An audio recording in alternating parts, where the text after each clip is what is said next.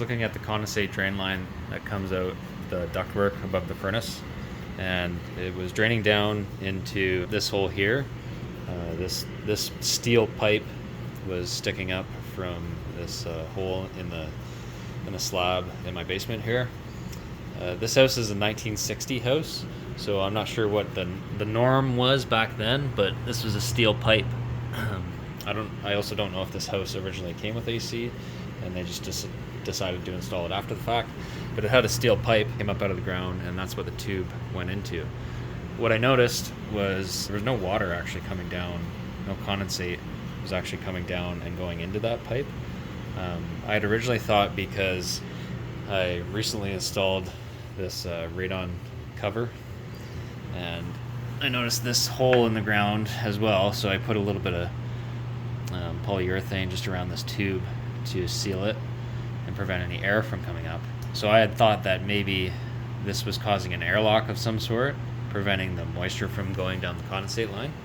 So I tried to pull that up, but I was having a hard time, so I ended up just pulling this whole pipe out of the ground. And what I noticed was on the bottom of the steel pipe, it was pretty much rusted solid shut, and no condensate was actually coming out of the drain line. So what was happening is, as soon as I would pull this off, water would start coming out of that elbow. So in the meantime, I just put a bucket here. Pretty sure down this hole back in 1960, or whenever they decided to drill this hole in the floor, if you can quite see it, it's just gravel. There's no drain or anything at the bottom of that. I vacuumed it out already. It seems kind of damp down there. I'd rather not pump water under my slab if I don't have to. This is about a day's worth in a 5-gallon bucket worth of condensate.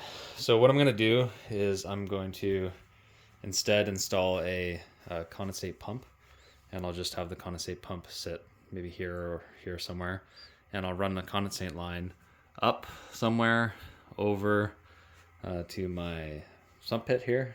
This is the floor drain as well. I'll just have it come down the wall here somewhere, and then I'll just go in through the side of the radon sump pit that I also installed here last year. I would just get a rubber grommet that seals well, and I'll plumb the clear tube right into the sump pit, and then when the water level rises, it'll just get evacuated with the sump pump itself. All right, so we're a couple days later. All the parts have arrived from Amazon here. This is the box that the condensate pump came in. It's a little giant pump. This is the pump itself. Has a couple plugs, basically entrances for where you want the condensate to drain.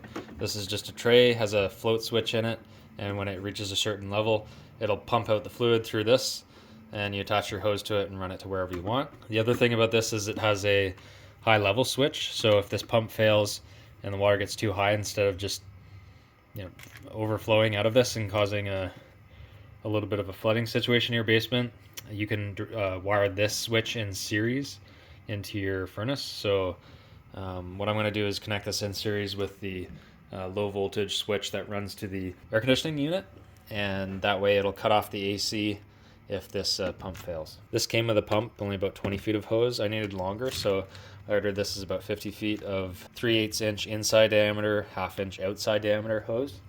I got some new 5/8 clear tubing that I'm going to use for the drain, or just replace that one. It's kind of old and yellow. Clamps to run the 3/8 hose up and over, just to clamp to the floor joist. This plug here is for the old hole in the floor. I'll just go in and then tighten that up. It'll create a nice seal. And then the final thing is these little grommets. Again, 1/2 inch inside diameter here, because this is 1/2 inch outside diameter.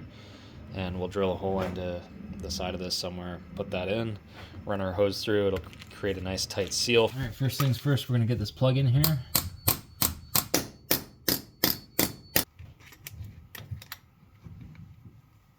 Okay, so we've got that plug installed. We'll move on to installing the condensate pump. All right, so at the furnace, I'm just gonna pick a good spot, so that way I have somewhat easy access to the low voltage here on the one side, and my drain is also kind of on this side. So I'm just choosing to locate the condensate pump on this side. I want to try and have it elevated off the ground. It has these mounts, so I'm just going to mount it right to the side of the ductwork here, probably like that, so we can still clean underneath here, no problem, and it's not in the way, and it's still close enough to an outlet on this side.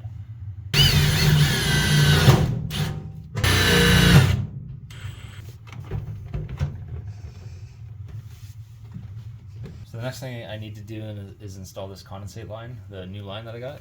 I just cut a 45 on the end of it, that's clear, and cut it up to length to connect into the condensate just at the furnace. We'll put the angle end into the pump. I'm going to secure it with a couple clamps on the ductwork and then up at the top.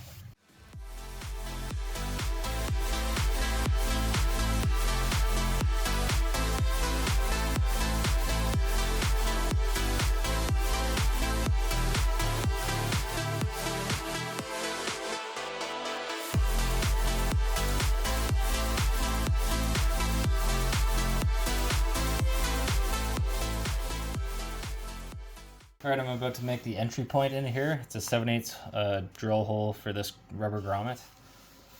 And I'm just going to go right next to this existing grommet.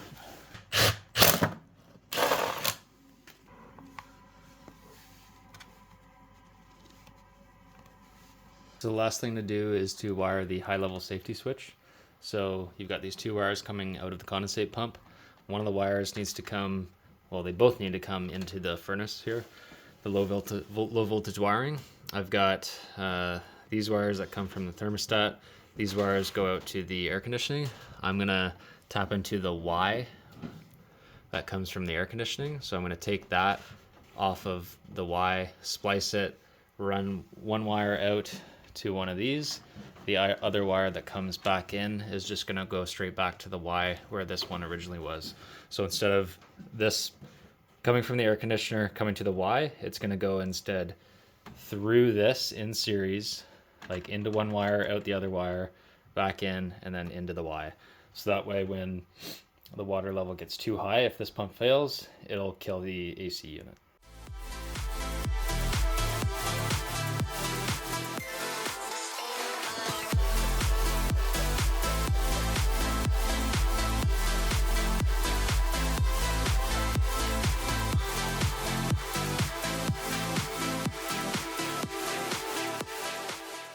Okay, and here's one more look at this again before we test it and plug it in. So I have these two wires coming from the AC unit going to the Y and the C. I broke the Y, ran the wire to the condensate pump on one of these wires and back through the other wire and to the Y in series, just from the wires, two wires coming from the AC unit. So we'll put the cover back on the furnace and turn our AC on and limit the high limit switch and see if it shuts the AC off. Okay, here's a test of the condensate pump. You'll see it goes up and over, and we can look into our sump pit here and you can see it coming out of the end of the hose there. And the pump just shut off. So as our sump pit fills up, our sump pump will then pump it out of the sump pit and out of the hose. Okay, so I just have the top of the condensate pump off right now. I've turned the air conditioning on, and I'm gonna put my finger on the high limit switch and pull it up, and we'll see if the air conditioning shuts off. I can listen to it. I'm not sure if the furnace fan will shut off right away, but here we go.